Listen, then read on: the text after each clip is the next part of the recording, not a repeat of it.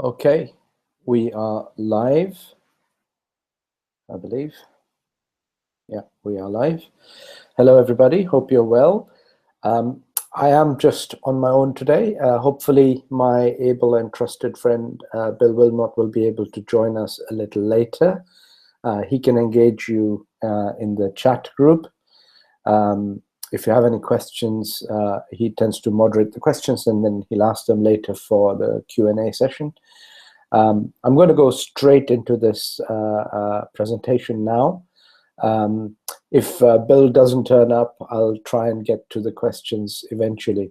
But this is one video that is really meant to for you to share freely, download it, take any part of it as you like. When you have to discuss Bitcoin with relatively people relatively new to Bitcoin, how on earth would you explain what Bitcoin really is and how it works? So it's kind of simplified, so forgive me if it is very basic for you, but hopefully you'll discover something new and something useful for yourself. So I'll just screen share and go straight into my little presentation. It's, as I said, it's very basic, so I hope you do enjoy this. So how is Bitcoin born? What is Bitcoin and where does it come from? And it's a fair question because a lot of people are skeptical about it. And hopefully this presentation will help answer some of those questions. Now, if you were to search Google for what is Bitcoin, the exact phrase, what is Bitcoin, the first thing comes up is a definition that they say. But what I would tell you is it is something you cannot afford to ignore. It is so in your face now that for whatever reason you're holding back in getting to understand or know Bitcoin, sooner or later you will come across it and you will want to do something with it. And sooner is therefore better than later because it is something you simply cannot afford to ignore anymore. Both from the price of Bitcoin, its performance in the last few months, as well as it's the noise it's making in leading all the other cryptocurrencies into prominence. So the Google definition is easy to find, but my answer to you is, what is Bitcoin? It is simply something, a currency you cannot afford to ignore. And it is a currency. This is what we're going to discuss today. So usually when you come to Bitcoin, there's a bit of jargon attached to it: distributed ledger, peer-to-peer, decentralized, proof of work, etc. And what we're going to do is, I'm just going to switch off my Telegraph app, sorry. Oops. I believe I'm still sharing. So, don't worry about the wording associated with it. It may appear complicated. It may appear like, well, it's a bit of hard work to try and understand it. Just don't worry, because these are words that are actually very simple, but sometimes they appear more complicated than they really are. And that's my own discovery. As you dig deeper, you're like, oh, that's all it is, really? It's actually quite simple. So don't let words alone put you off. That's nothing to worry about. It's just jargon, and every kind of science or even doctors have a jargon amongst each other. So don't worry about that. We'll get to understand what it all means. Now, if you were asked to create a brand new currency for the largest nation on the planet, the largest nation on the planet is the internet, because it includes people from every other nation. And if you were to put together the number of people connected to each other on the internet, it far exceeds, the population far exceeds the population of any one nation. So it is the largest nation, technically speaking. And if the internet was one large global village, how would you design a currency that can be used by the internet, but at the same time you have to prove that it has some value? It has something worthwhile. It's not just an email. It's something more than just an email. An email doesn't have value. There's people in the world that send out hundreds of emails every day, they can't carry any value in and of themselves.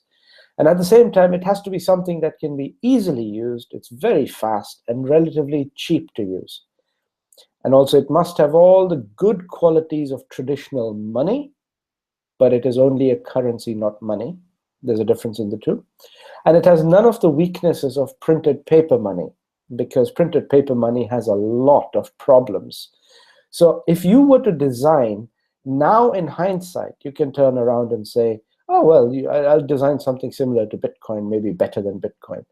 That's easy said than done, but when Bitcoin was being created, nobody else had hit upon this idea. At that point, when it was critical, at the end of the financial crisis in 2009, one person or a group of programmers got together and they decided we need a solution for this financial mess that the regular currencies have made. How can we create something that has all these qualities? Used on the internet, has value, it's easy, fast, and cheap to use. It has all the good qualities and none of the bad qualities. And the result was Bitcoin. It's very simple as that. It's simply a currency of the internet. And when it comes to distributed ledger, traditionally, if let's say you wanted to buy something from a seller halfway across the world, your money would normally go via your local bank. It would leave your local bank, go to the central clearing bank, and from there it would go to the bank of your seller and he would register the transaction at his end.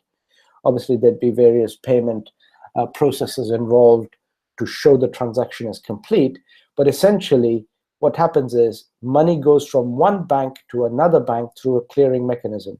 So no matter how much or how little United States dollar you wanted to send from, let's say, Switzerland or Japan or Saudi Arabia to Argentina, South Africa, or Australia, or any other combination of countries, if it is United States dollars, the clearing bank will always be in the United States, specifically in New York. Chase Manhattan is one of the major clearing houses, and the federal ABA code CHA-US 33 is what they normally use. The American friends will be familiar with that. But that's basically the central clearing bank for United States dollars. British pound would go via HSBC in London, and most of the time euros go via Euroclear in Brussels.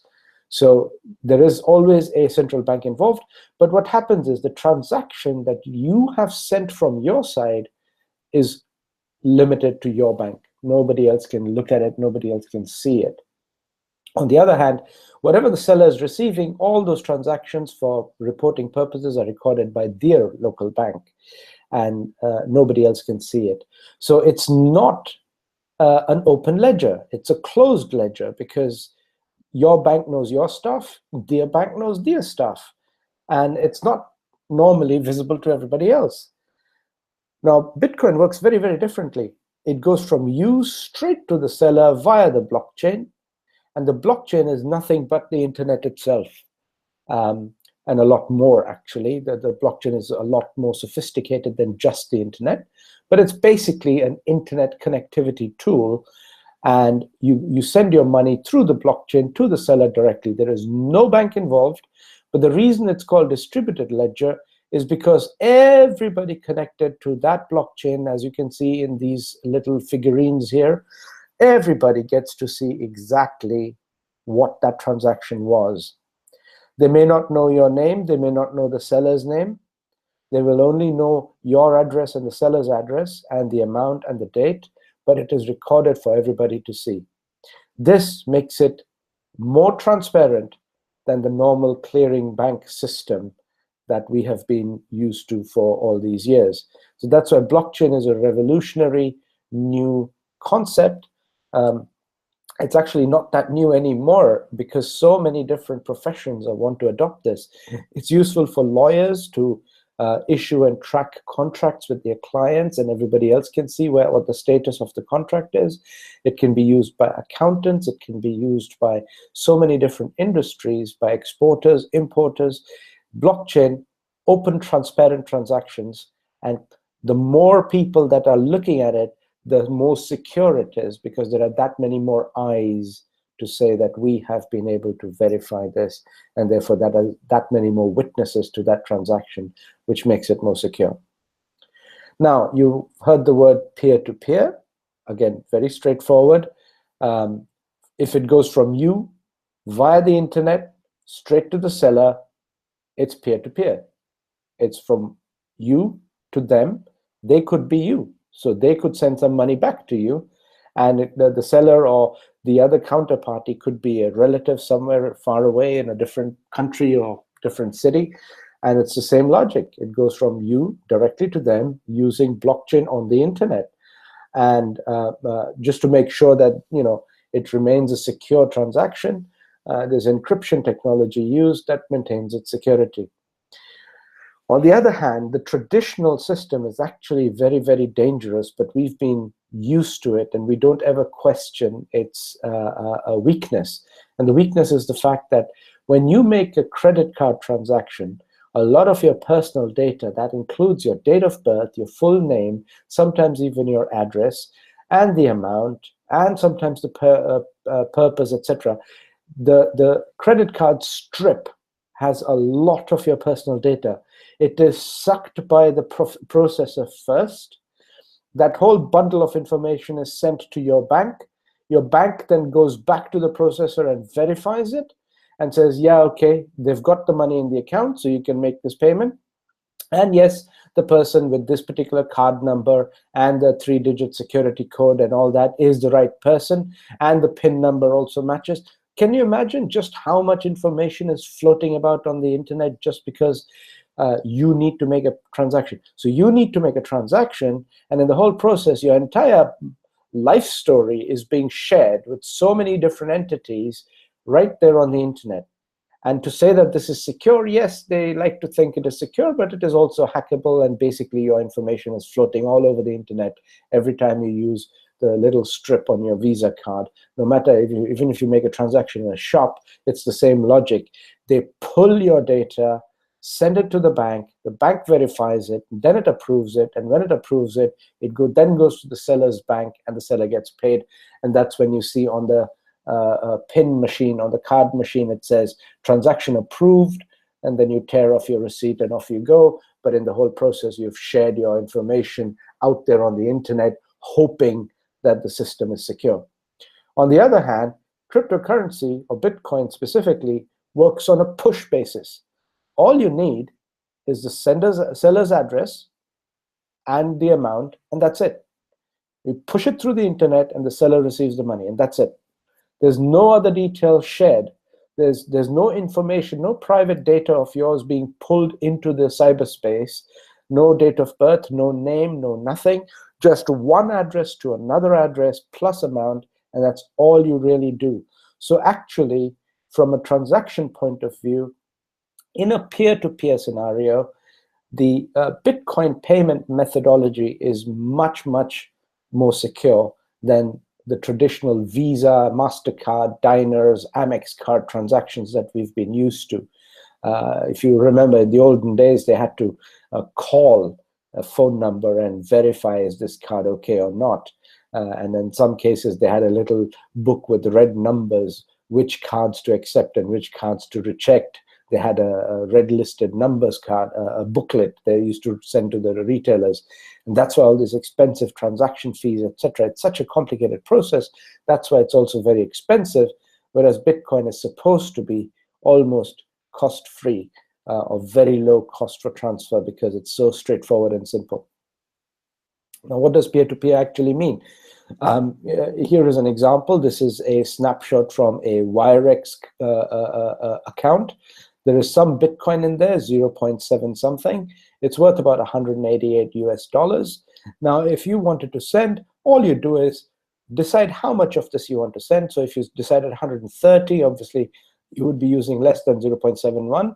So that particular Bitcoin amount will be sent to the address, this particular long address on the other side, and boom, it's done.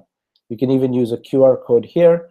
If you have the QR code of the seller, just request it from them and stick it into your sending mechanism here, decide how much you want, you've got the address, you've got the amount decided via blockchain, and boom, it goes.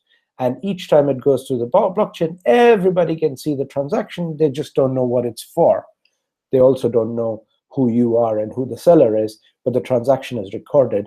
And if it is recorded, it is verified, which means it is a legitimate transfer you have made. If you've made it in error, well, you've lost the money. If you've made it knowingly, then, well, you are the one to have put in the address. You are the one to have chosen the amount. So you should be knowing who you're sending your money to, right?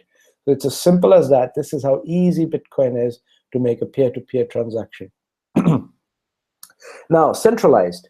I just thought I'll spice it up a little bit. But here's a picture of the European Parliament in Strasbourg in France. For some bizarre reason, they designed it to look identical to the Tower of Babel. Now, Europe isn't really a Christian continent anymore. It's post-Christian, mostly atheistic. But for them to use a biblical motif, and the Tower of Babel was a sign of rebellion against God, a defiance that we don't care, we're going to build our own stuff without God Almighty. So somehow they've gone ahead, and if you ever get a chance to read Revelation chapter 17, you'll find there is a reference to the great whore of Babylon, a woman that rides a beast.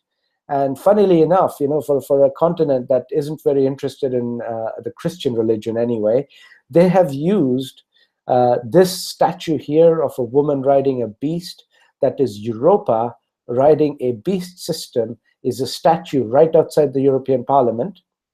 And they've used the same motif on the Greek version of the €2 coin, a woman riding a beast. And even the German popular magazine Der Spiegel reports Europa with the flag of Europe at the background, a woman riding a beast. I just find it ironic that they insist on using motifs that they themselves believe are part of fairy tale, but at the same time they like to use it, or perhaps it is just biblical prophecy coming to pass right in front of our eyes. But the point of centralized here is that they do whatever they do, and the rest just has to put up with it. This is why Greece has been rioting, Italy, Spain, and Portugal on the verge of bankruptcy, and they have really mismanaged the finances.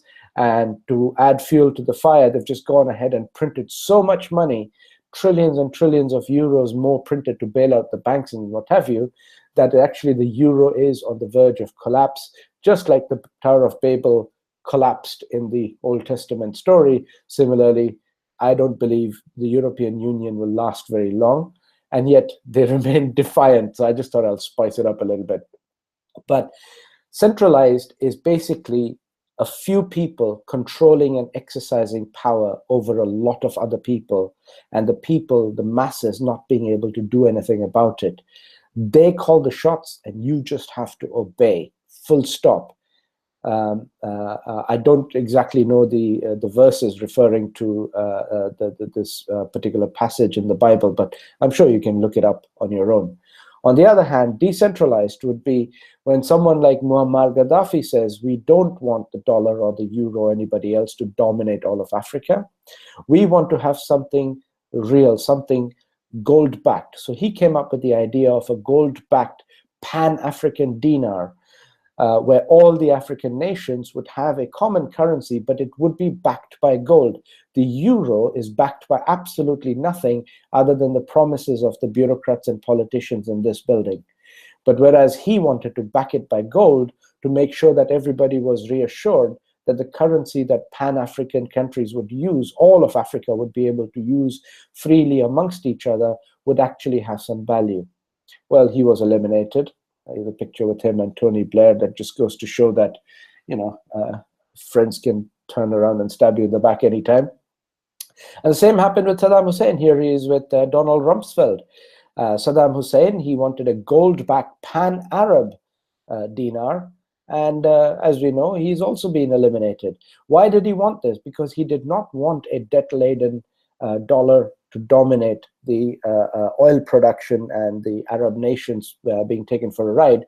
But as we know, Saudi Arab has been in bed with the Americans for the longest time, and so he could not get all of them to agree, and eventually, Desert Storm followed, and you know the rest already. Both of these guys eliminated, but they tried to decentralize power away from both Europe and North America.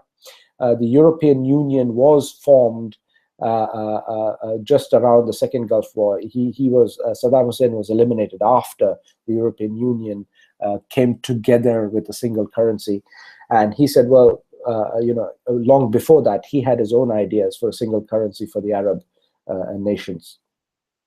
But this is another example of decentralized money that is not acceptable to those who prefer to exercise centralized control.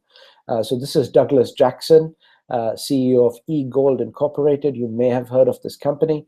Launched in 1996, but by 2008, it was transacting $2 billion worth of transactions.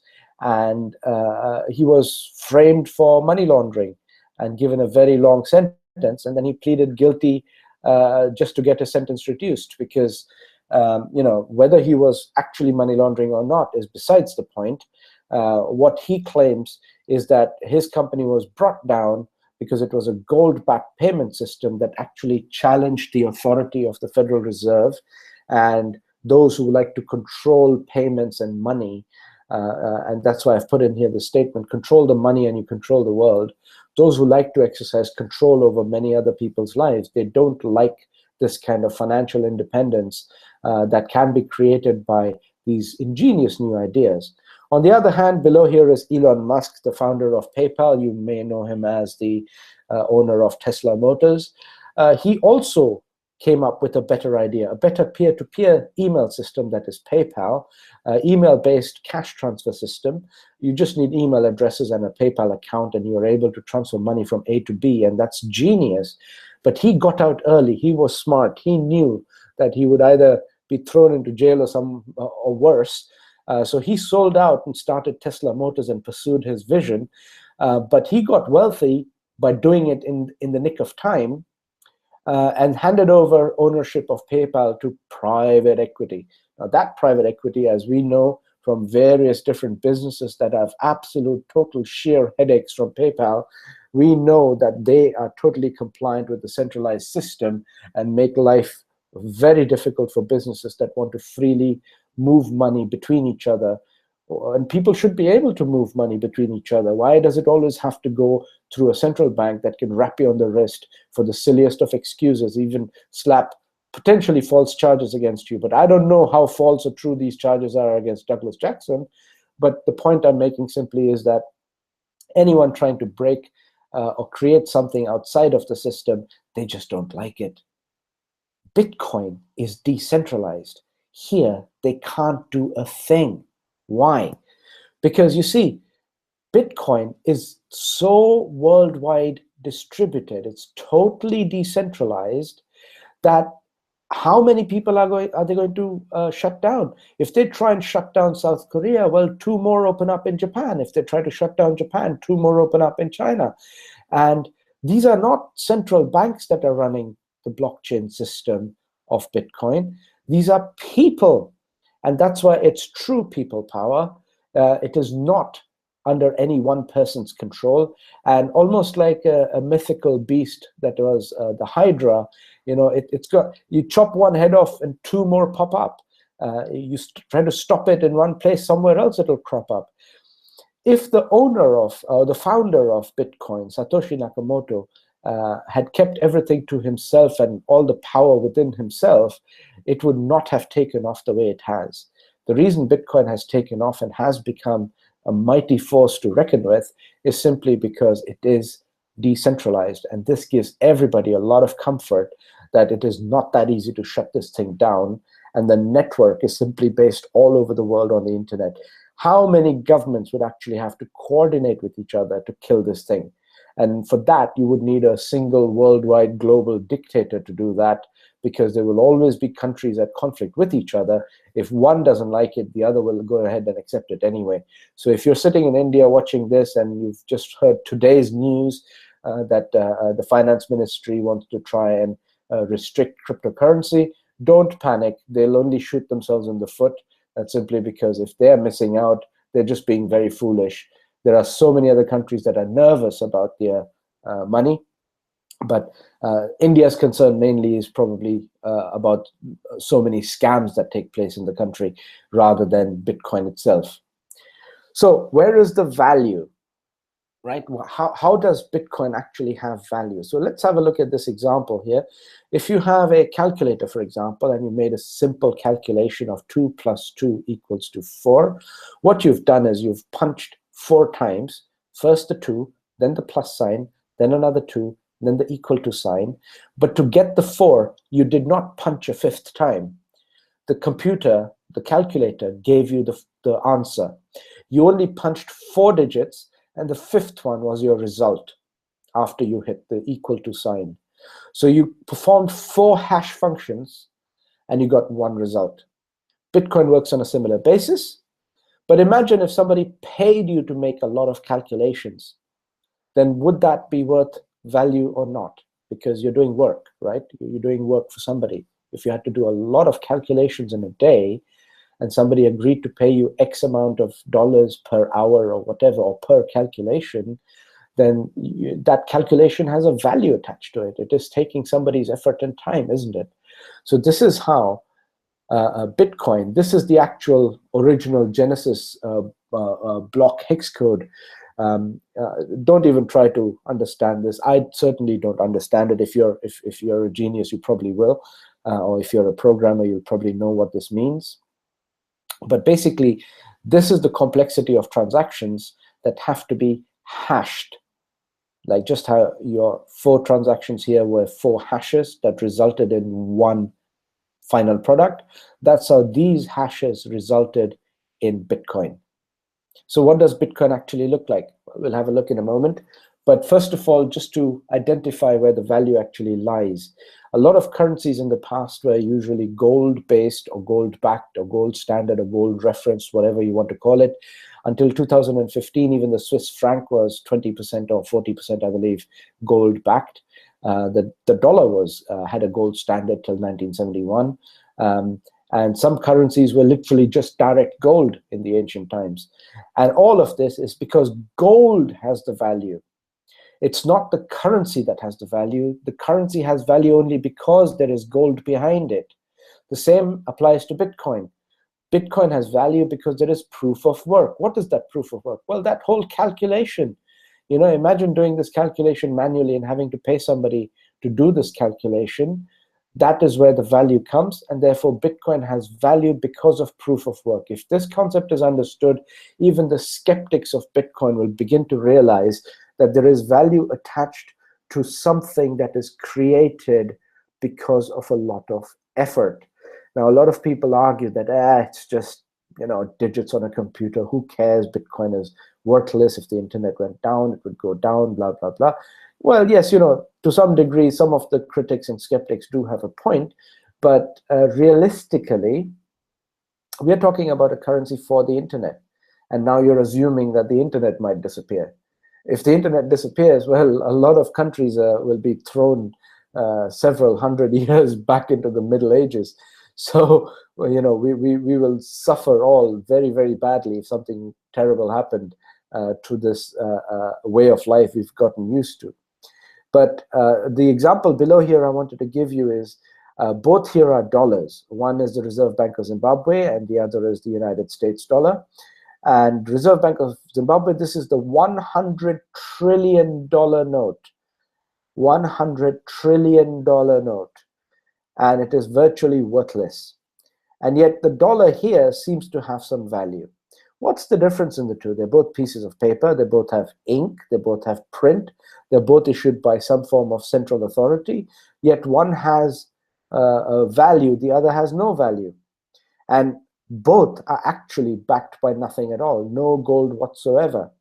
So the idea here is that our perception gives the United States dollar some value. Everybody else's perception, because they would rather accept this as a form of payment than the Zimbabwe dollar, even though this has several times more zeros on it. It is actually that many more times worthless than the US dollar, right? So does gold have value? Yes, this is a chart I had posted in our Facebook group. If you have a few minutes to take a look at it, I've tried to compare precious metals, gold and silver specifically, with Bitcoin and cryptocurrency, then against dollar, euro, pound, and any other fiat currency, that against real estate, property, and land, that against other precious metals such as platinum, palladium, and rhodium. And a lot of time people ask, why not diamonds and gemstones and pearls, etc.? Well, they have unique weaknesses, and almost none of them are used. And one critical point to note here, as a bank reserve currency, no bank will hold diamonds as a reserve currency. They will not hold platinum as a reserve currency. So these are nice things to maybe have some point in your life, but these are not actual money.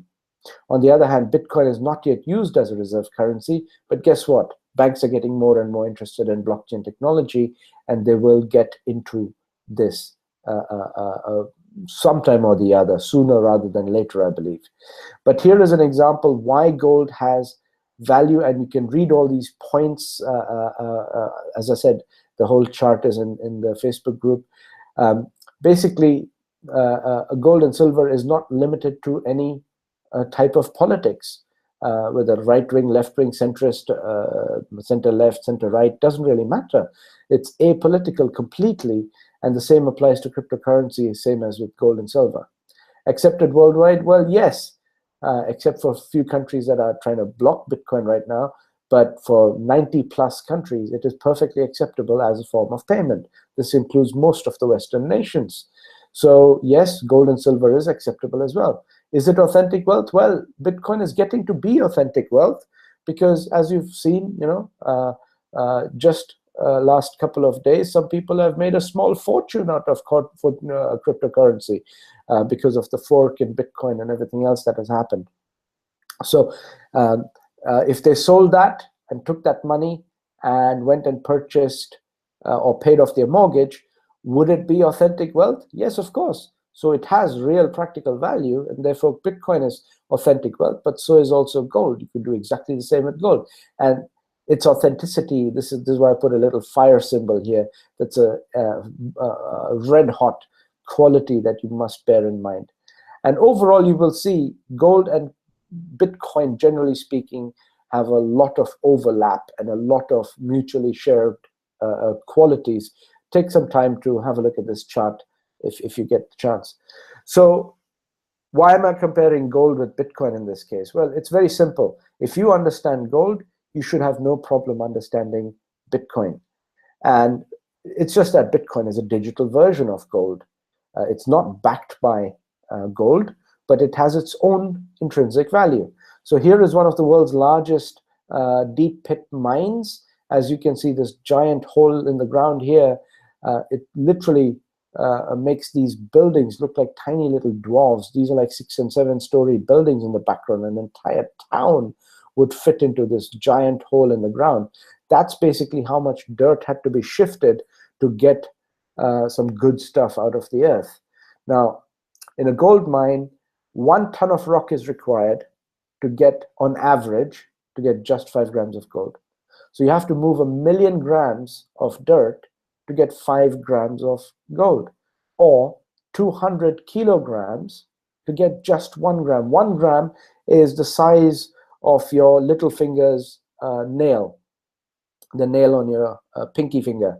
And that's the 1 gram size, and you'd have to move weight as much as 2 rather large, heavy people to get just that tiny little fingernail. If you compare how much effort goes into getting just 1 gram.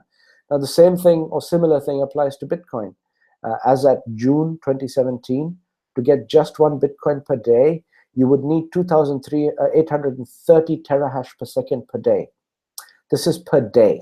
So if you don't have 2,800 terahash, don't panic just yet. If you had a tenth of it, basically you would get 10 times less per day. And that would still be a great performance. That means you'd earn 1 Bitcoin every 10 days. But 2,830 terahash per second per day. What does terahash per second mean? Well, Terahash is basically a number which is 10 raised to the power of 12, and expressed here below, it's 2,83, and that many zeros, that many hash transactions have to take place, that many calculations that many entries have to take place in 24 hours to produce just one Bitcoin. Is this proof of work or not? Imagine if you had to manually do that many transactions. You would not be able to complete them in a lifetime. And that's why it needs very sophisticated computers. Ordinary computers cannot handle these kind of transactions. There are just too many of them.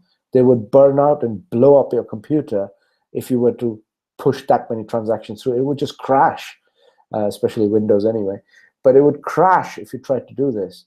So in short, there is a direct comparison here. In a digital way, this is like moving a shed load of dirt to get 1 gram or one equivalent, 1 unit of Bitcoin, if you were to consider gold 1 unit, well, 1 gram as a unit. But obviously there's traditional ways of measuring gold, like ounces and all that. So, but I'm just trying to keep it very, very simple. 1 gram gold, 200 kilos moved. That many transactions to give you just 1 Bitcoin per day. And this is as of last 2 months ago. So it would have gone up even more than this. I couldn't find any more recent figures than this. That's why I've used this one. Now, this is what the proof of work really is. You know, you have, first of all, your cost of the hashing machine, just as, you know, this whole hole was not dug up by hand. There's giant machines involved in moving dirt and shifting it and loading it onto dumper trucks and tippers, and then they take it to somewhere where they separate it with a lot of water and a lot of steam and all kinds of machinery.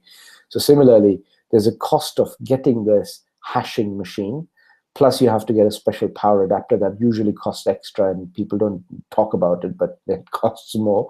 Then there is your 24/7 cost of electricity. So if you're in a high tariff area, that's not a good idea to mine at home. Cost of delivery plus cost of cooling it down, because although there's a fan attached here, it may overheat, especially on a hot summer's day. So you do need to try and make sure that the environment around it is as cool as possible, besides it make a lot of annoying noise. Now this is a Baikal mini cube. This miner is able to do multi-algorithms, so you can do X11, Dashcoin, Monero, Ethereum even, and Bitcoin. So it can handle Bitcoin as well. It's 150 mega hash per second, plus minus 10% depending on performance. And the whole unit, this whole box will cost you about $1,600, minus the power adapter. You have to pay for that extra, plus the cost of delivery, plus then you have to, when you've connected it, you will be paying a lot more in your electricity bill. But basically, the cost of producing Bitcoin includes all these factors listed above. Now, what we do at Cisco Global is we use Genesis Cloud Mining. This 150 megahash per second contract for 2 years will cost you $750. So the reason I'm mentioning this is the same proof of work. You can try and do it privately and pay for electricity separately, or you can do it here, but it's limited to 2 years because that's just how these altcoin contracts for Ethereum, etc., are structured. The cost, $750, includes the electricity cost up front, and the rest of the 2 years, you'll be getting pure cryptocurrency produced and sent to you. Now, how is it actually born? This is the whole point, right? So it's very, very simple. You get one of those miners. If you're at home, get one of those miners and get mining. It's very easy. Connect it to your laptop, download a bit of software. The instructions usually come with it.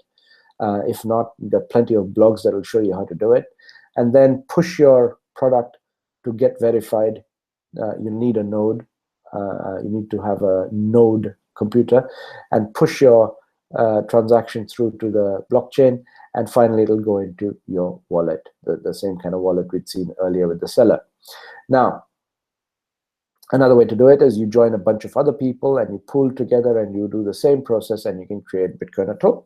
Or you can do cloud mining contracts, which is what we do mainly. We subcontract it we are subcontractors basically through a giant mining operation, the largest altcoin miner in the world, and the third largest Bitcoin miner in the world. And we are returning 96% per annum as of 2nd of August today.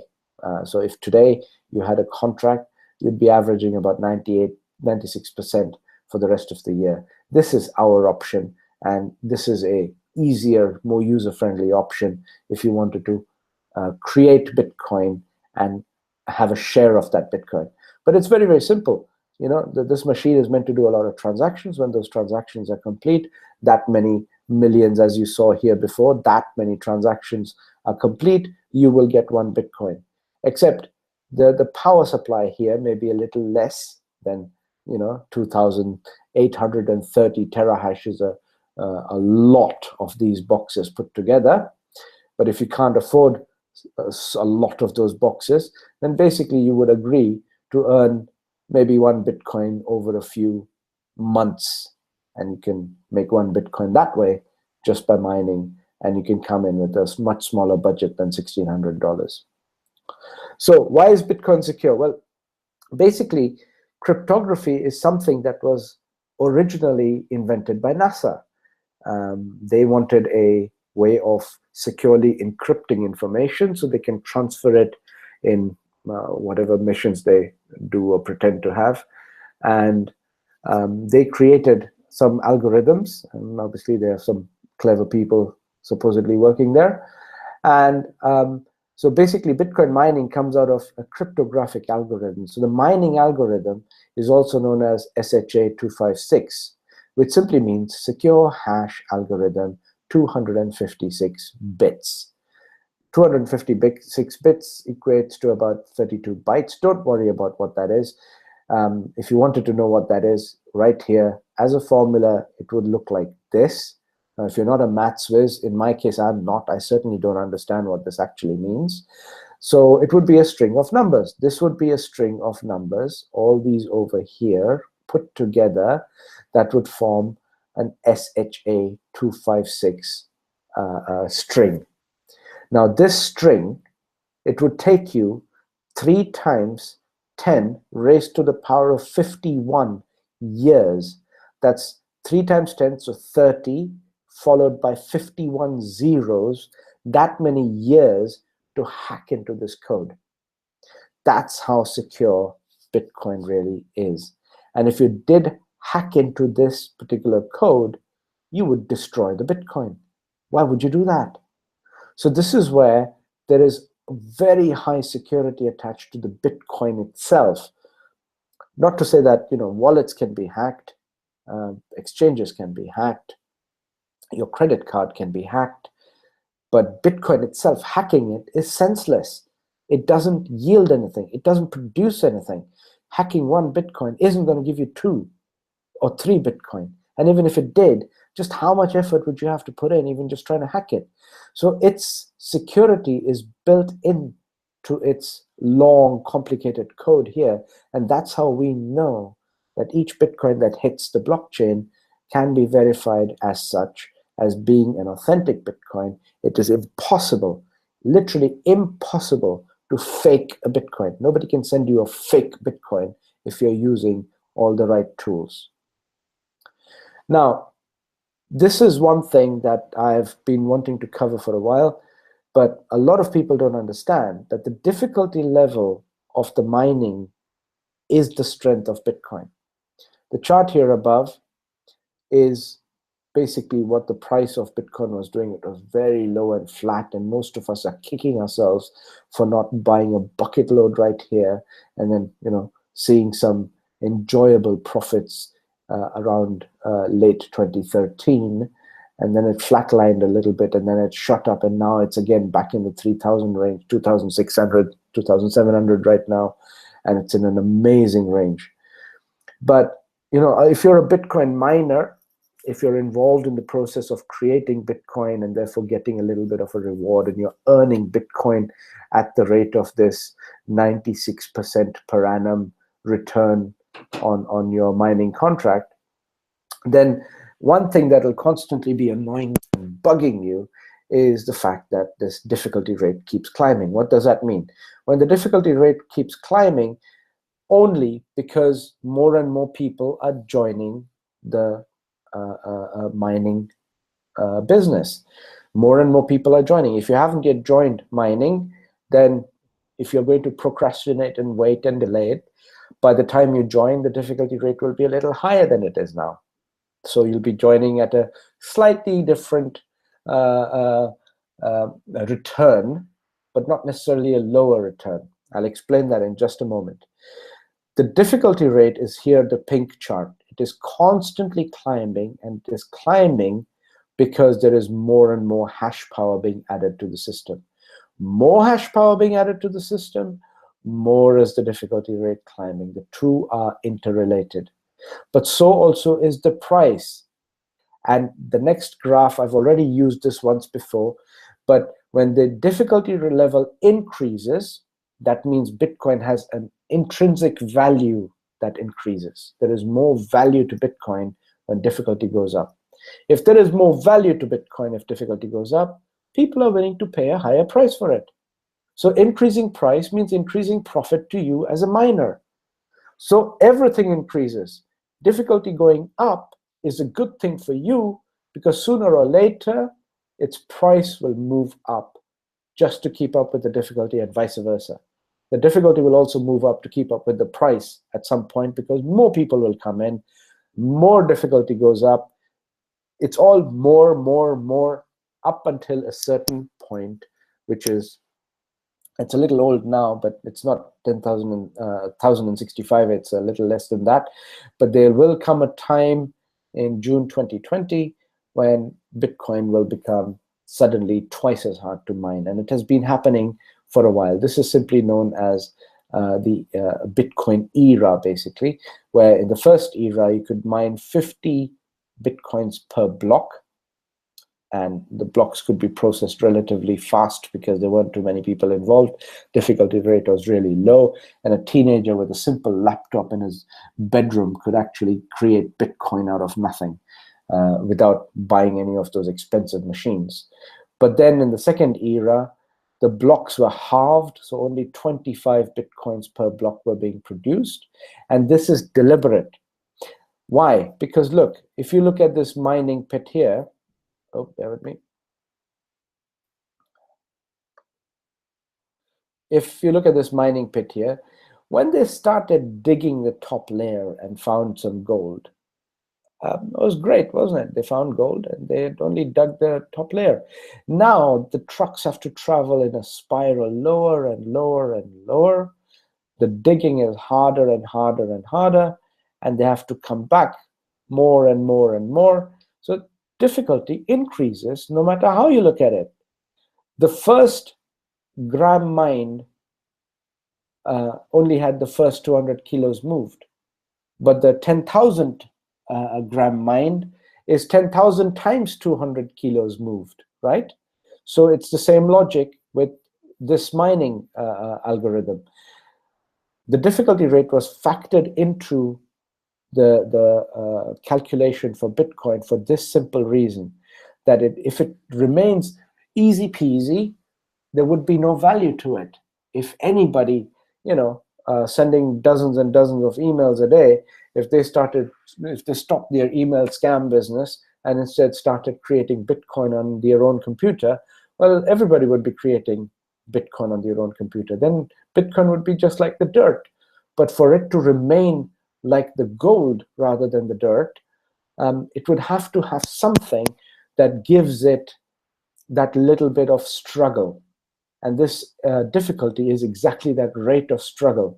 So for a period of time between June 2012 and June 2016, only 25 were being mined per block. Then as of June 2016, 12.5 are being mined for another 1,000 and something days. And after that, it'll come down to 6.725 per block. So it'll keep going down. But look, this is what I've shown you this before, I'm sure, in the last Hangout. If you haven't seen it, please have a look. But basically, as the difficulty rate goes steeply and sharply up, so did the actual return on mining. It went from 55% in November to 70% in April to 90% in July 2017. We are in August, and it's already at 96% today, because not only is the price shooting through the roof, but so also is the difficulty level. Remember, difficulty level going up appears to you as if you are mining less, but it's actually adding intrinsic value to Bitcoin, which will eventually show up on your positive cash balance as a good thing, as increased profit. So there's no way of beating around the bush here. Difficulty rate is a good thing. It is the main characteristic of Bitcoin that gives it intrinsic value. It is where you really have to prove that work has been done in order to even create a Bitcoin. That's all from me for today. I'd love to see if there's any questions. And if you enjoyed it, please do like the video. I'm just going to stop sharing for a moment. And yeah, so I'm going to try and see if I can catch up with any of the messages in the chat window, maybe on the mobile. And if there's any questions you have, I'll try and answer them now. So bear with me. Don't even know where I am. My channel. Okay. Bear with me. Don't even know where I am. Could someone tell me the name of the Facebook group he mentioned? Myra Key. Hey, Myra. I'm going to post the link on this video, but I'm sure one of our members, there's a lot of familiar faces already on here, so please, if somebody could share the link. I'm just going to try and mute myself. Unfortunately, my trusty friend isn't here, so otherwise he would have checked all these messages.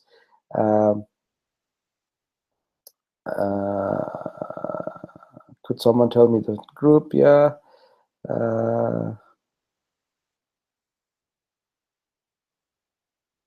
Brilliantly explained. No questions, guys. What's going on? I was hoping there'd be some questions. Well, while we're here, I'll just give you a little rundown on my personal humble opinion on Bitcoin Cash. There's a number of exchanges and also wallets that have done one of two things. First of all, some of the exchanges haven't released the Bitcoin Cash allocations to their members. Exodus was severely delayed. That's one of them.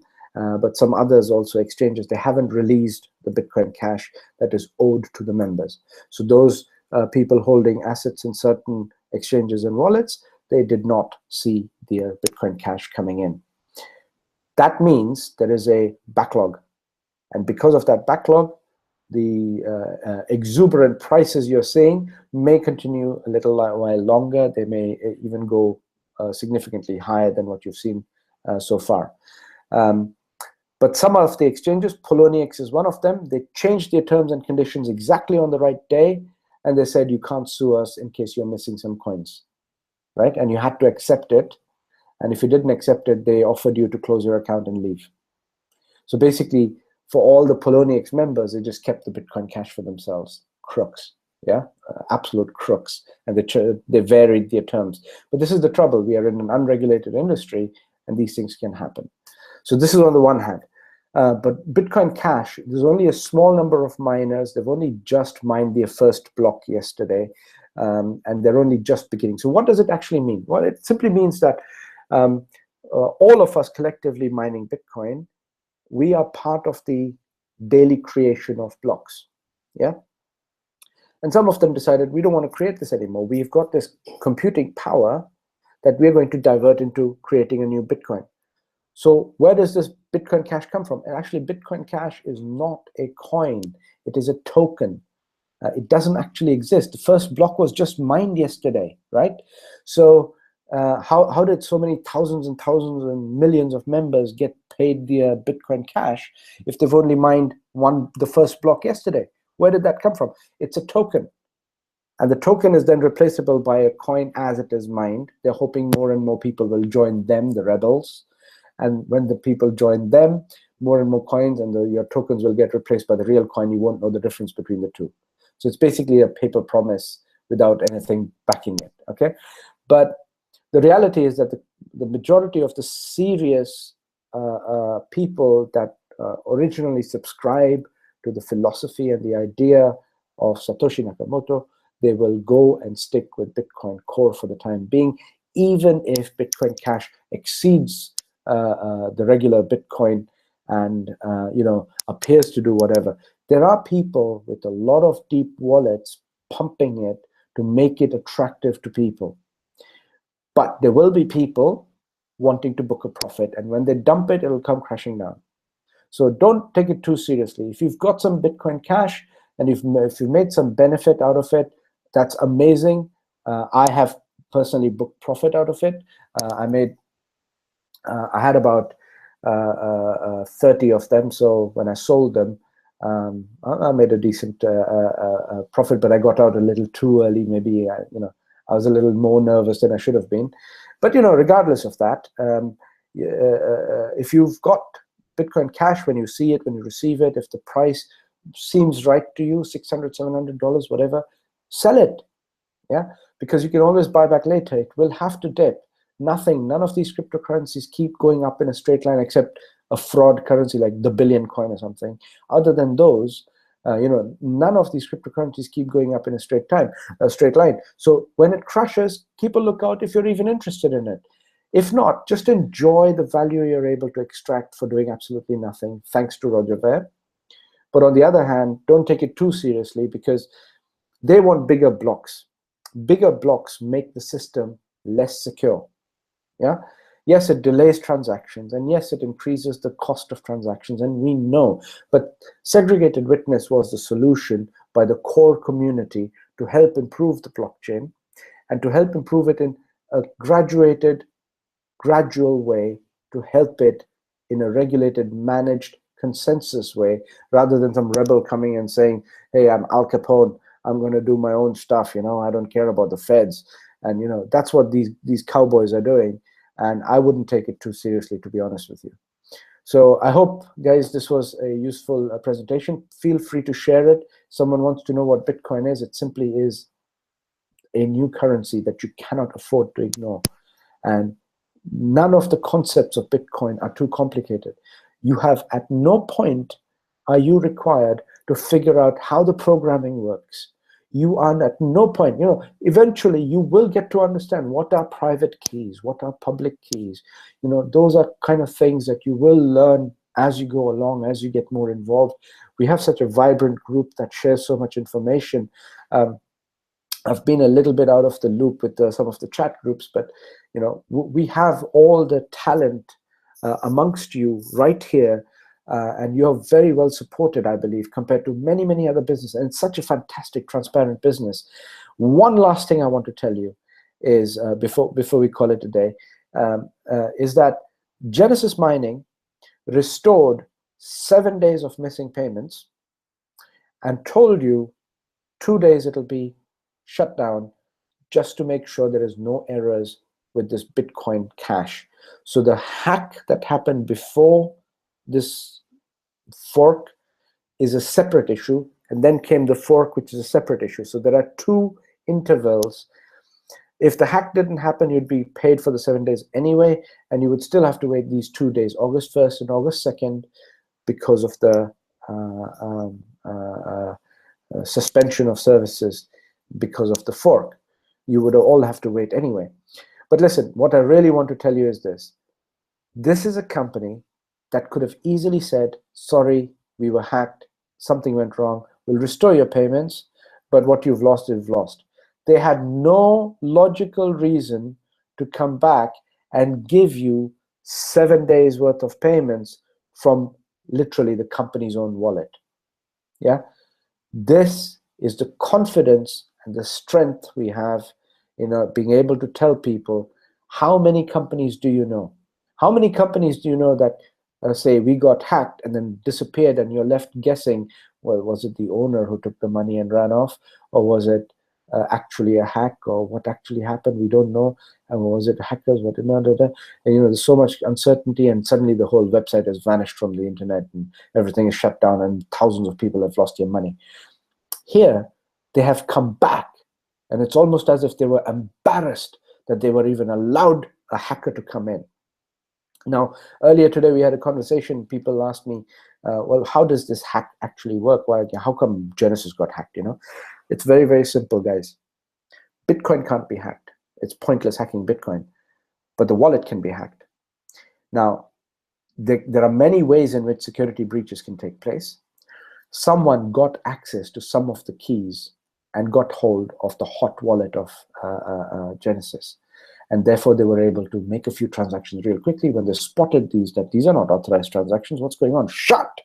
And they blocked everything. But the thing is, I personally am glad that this happened because we have lost nothing. But Genesis are on fire now. They have a challenge to never allow this to happen again. They will deploy the best engineers, the best software people, everything necessary. They will throw. Their reputation is at stake. They cannot afford to have a bad name in the market. And this is why I think it was actually a good thing that it happened, so that they are now up to speed with things and they are not going to mess around anymore. But we now have an argument to everybody else. There are systems and companies out there, I'm not going to name them, but you know what I'm talking about, that pay you 40% less. So not only would they have gotten 40% less, but if their power supply is also Genesis, well, Genesis paid them everything owed according to their hash power. Did they distribute everything, or did they withhold 40% from the last 7 days payment as well? That exposes just how crooked the companies can be that work with Genesis. Here, Swissquote Global had absolutely no obligation to do or say anything. We had a nice explanation from the CEO by email to say, this is what happened, this is what you expect, we are hoping this will be restored. Don't worry, everything is under control because the best people in the world are actually working for you. And you need to understand, Genesis Mining treat us as partners. That's why they paid us. They didn't have to for the hacked amount, for the missing 7 days worth. They treat us as partners, and that, I believe, is a sign of very honorable business practices, very good ethics.